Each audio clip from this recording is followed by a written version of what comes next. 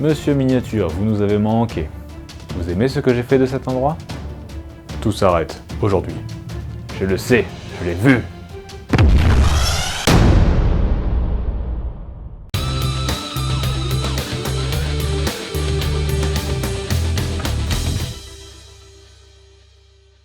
Salut les passionnés, j'espère que vous allez bien. Et aujourd'hui, on en est au dernier épisode de la série sur l'aérographe et vous allez enfin savoir comment vous en servir avec de la peinture plutôt qu'avec votre carte bleue dans l'épisode 1 ou un sopalin et l'éditorial dans l'épisode 2. Pour commencer, je vais vous faire une petite confidence. Je ne sais pas comment travaillent les autres peintres pros, mais en ce qui concerne mon travail avec l'aérographe, je fais ça vraiment au feeling, au ressenti. Ça va donc être un peu dur de vous expliquer comment je travaille, mais je vais tout faire pour, et au moins, vous verrez que pour avoir de jolis résultats avec l'aérographe, il ne faut pas forcément avoir de master en chimie. Dans la vidéo sur le matériel, je ne vous ai pas parlé des deux autres types d'aérographes, qui sont, premièrement, l'aérographe monoaction, c'est-à-dire un aérographe où à partir du moment où vous appuyez sur la gâchette, vous ne pouvez pas la tirer, vous pouvez qu'appuyer, de l'air et de la peinture se mélangent tout de suite, et vous ne pouvez pas balancer juste de l'air. C'est un aérographe monoaction qui envoie directement de la peinture à chaque fois que vous vous en servez. Et deuxièmement, l'aérographe double action, divisé en deux catégories, celle à gravité dont on va parler juste après, et celle par aspiration, dont je n'ai pas parlé parce que je n'ai pas vraiment ça, personnellement ce n'est que mon avis, car elle nécessite d'avoir une meilleure dilution, enfin en tout cas bien plus parfaite, c'est moins permissif au niveau de la dilution pour que l'aérographe ne se bouche pas. Il faut avoir plusieurs godets et il faut bien les entretenir, c'est pas mon genre. Et en prime, il y a un petit temps de latence pour que la peinture charge. Là où la gravité fait descendre la peinture dans l'aéro à gravité, comme son nom l'indique, là il faut que l'air passe dans l'aérographe, traverse le tube, remplisse le gobelet et aspire la peinture. À partir du moment où c'est fait, c'est bon, mais il faut l'amorcer et le charger à chaque peinture. Et j'aime pas vraiment ça, surtout quand je dois faire de tout petits éclaircies ou de toutes petites retouches. Je vais donc plus précisément vous parler de l'aérographe double action à gravité. Dans la vidéo sur le matériel, je vous avais dit que j'avais un aérographe pour la sous-couche et un aérographe pour la peinture. C'est parce que la sous-couche étant plus épaisse, elle bouche plus facilement l'aérographe. Et c'est pour ça que mon aéro de sous-couche est monté avec une aiguille de 0,3 mm et que mon aérographe de peinture est monté avec une aiguille de 0,2 mm. L'aiguille de 0,2 mm permet d'avoir des résultats bien plus précis que l'aiguille de 0,3. Et encore, on peut faire de très belles choses avec une aiguille 0,3. Mais l'aiguille 0,2 se bouchera bien plus vite avec une peinture plus épaisse. Mais pour débuter, contentez-vous de l'aiguille 0,3 mm, car vous n'allez pas faire des éclaircies de lentilles sur des Space Marine tout de suite, qu'on soit clair. Du coup, le 0,3 sera bien plus adapté à votre travail pour commencer, car il permettra largement de faire de très beaux dégradés, de beaux éclaircies, même sur des petites zones, mais pas des zones minuscules. Il permettra également de faire des couches de base sur des véhicules aussi gros soient-ils, facilement, et vous pourrez également faire de la sous-couche tranquillement, sans pour autant tout boucher. Si plus tard, vous aimez l'aérographe et que vous voulez passer à un niveau supérieur, je vous conseille, si vous n'êtes pas dans le haut de gamme, d'investir dans un deuxième plus petit pour éviter de devoir changer les aiguilles toutes les 2 secondes. Pour ce qui est de la sous-couche à l'aérographe, pensez à toujours la diluer un peu plus, environ 1/3 de plus. Elle est utilisable telle quelle, la sous-couche, mais si vous sous-couchez comme ça plus de 10 figurines, c'est terminé, ça sera bouché à coup sûr. Et quand vous commencez, vous n'avez pas forcément la rapidité et la dextérité qui viendra avec le temps, donc vous allez même la boucher encore plus vite. Après, vous sous-couchez de manière tout à fait normale, comme j'ai expliqué dans la vidéo sur la sous-couche. Vous pouvez passer 2 fois pour avoir une sous-couche un peu plus protectrice, même si ça restera bien plus fin et plus fragile qu'une sous-couche à la bombe. Quand on parle d'aéro, on entend souvent la question de la pression, de savoir quelle pression utiliser. Et vous avez des réponses très vagues qui vont de 1 bar de pression à 2 et quelques. Moi, je suis toujours à 3,5 bars, mais c'est parce que sur mon aérographe, j'ai une petite molette à l'avant qui me permet de réguler la pression à même le pistolet. Je vous conseille fortement ce modèle, parce qu'avant je passais mon temps à me baisser pour aller régler la pression sur mon compresseur, et souvent je me cognais la tête dans le bureau où j'en avais marre, je me tordais le dos. Maintenant je règle tout certes au feeling, mais directement sur l'aérographe, et c'est bien plus simple et plus rapide. Et vous pouvez voir les résultats tout de suite. Pour ce qui est de la pression, plus votre peinture sera diluée, moins vous devrez avoir de pression. Essayez de voir ça comme une jauge pen où il y aurait la partie peinture diluée, et que plus vous diluez, plus la partie grossit, donc plus la partie pression baisse. On en arrive donc à la dilution. Et là encore une fois, je ne vais pas être le meilleur des professeurs et vous n'aurez pas du tout une formule mathématique de la dilution. Je dilue complètement au feeling, je balance du diluant dans le godet et je viens déposer autant de peinture qu'il le faut.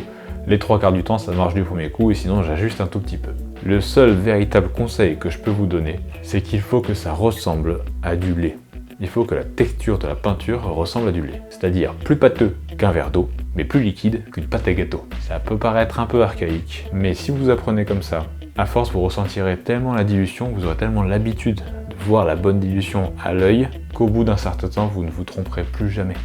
Par contre, au début, vous allez malheureusement plus souvent le boucher. De toute façon, vous l'aurez bouché quand même avec une formule mathématique. Mais en essayant de ressentir la dilution, en augmentant ou en diminuant la pression par rapport à ce que vous avez fait de peinture, vous comprendrez et vous intégrerez, vous ressentirez beaucoup mieux la dilution, l'aérographe et l'air, tout ça en même temps, pour bien mieux l'assimiler et mieux, dans le temps, vous en servir.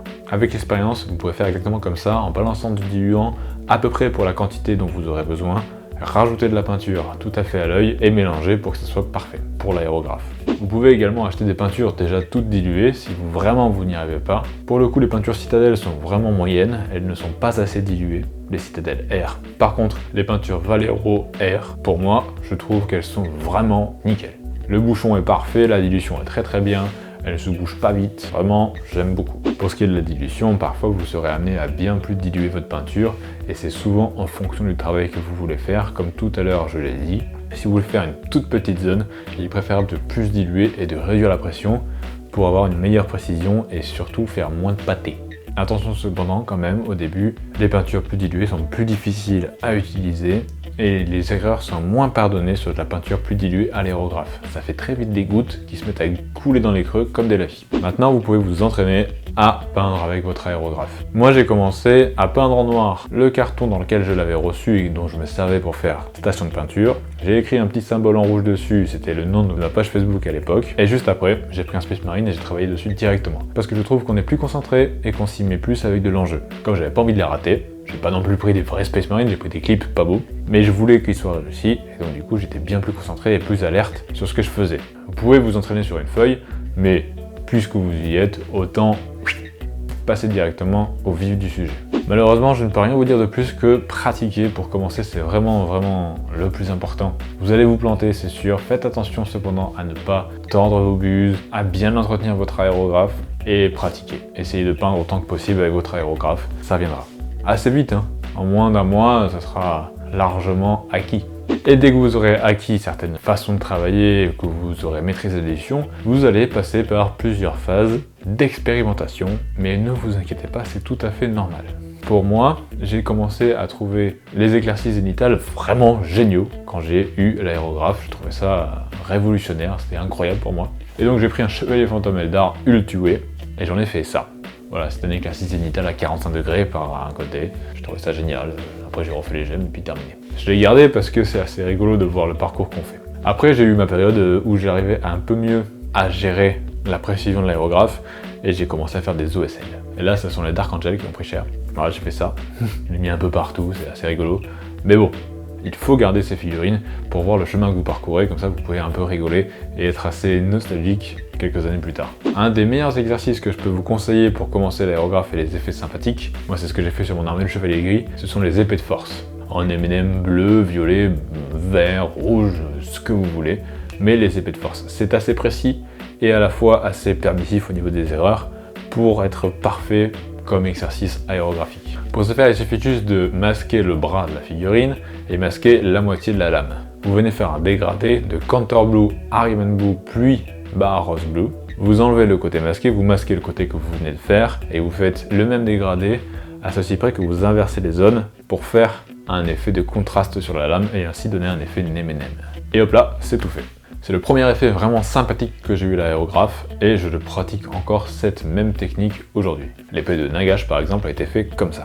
J'ai juste affiné les zones et mis plus de couleurs au niveau du dégradé. C'est terminé. J'ai gagné. C'est terminé pour vous.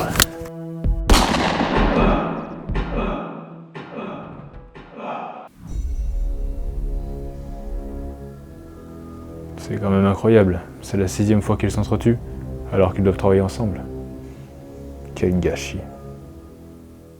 Et voilà, vous avez toutes les bases de l'aérographe, autant que faire se peut. J'ai essayé de vous expliquer ça autant que je pouvais. Si vous avez d'autres questions et que ça amène à des sujets de vidéos, dans de futures vidéos, je détaillerai plus ou moins certains sujets. Donc allez-y, N'hésitez pas à poser vos questions en commentaire si vous en avez. En attendant, j'espère que la vidéo vous aura plu, j'espère que vous aurez appris quelque chose.